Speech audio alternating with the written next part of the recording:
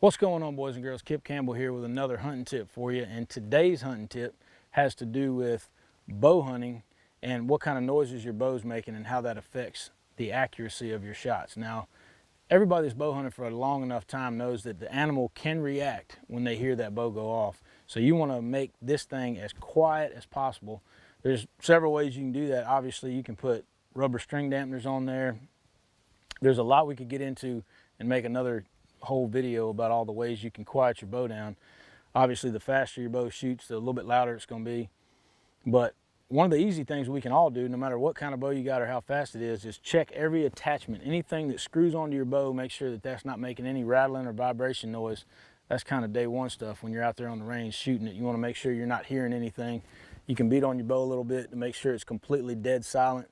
Any vibrations you hear, you can kind of hunt them down and adjust as you need to.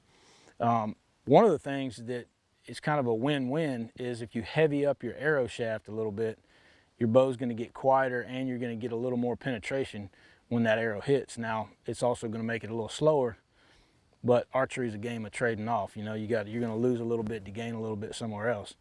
So what I want to stress in this tip video is make your bow as quiet as possible, because silence is going to beat speed every time.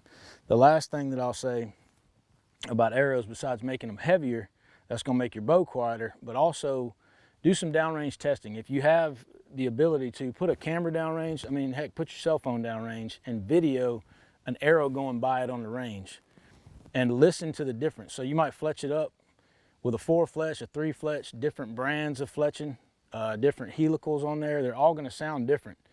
And you might have a really quiet bow, but your arrow sounds like a bumblebee going down through the woods at the deer. And they're going to be able to hear that coming and go to run away, and that's when we're going to have wounded animals or missed shots. So do a couple of those things, try to make your bow as quiet as possible, and you're going to be more successful.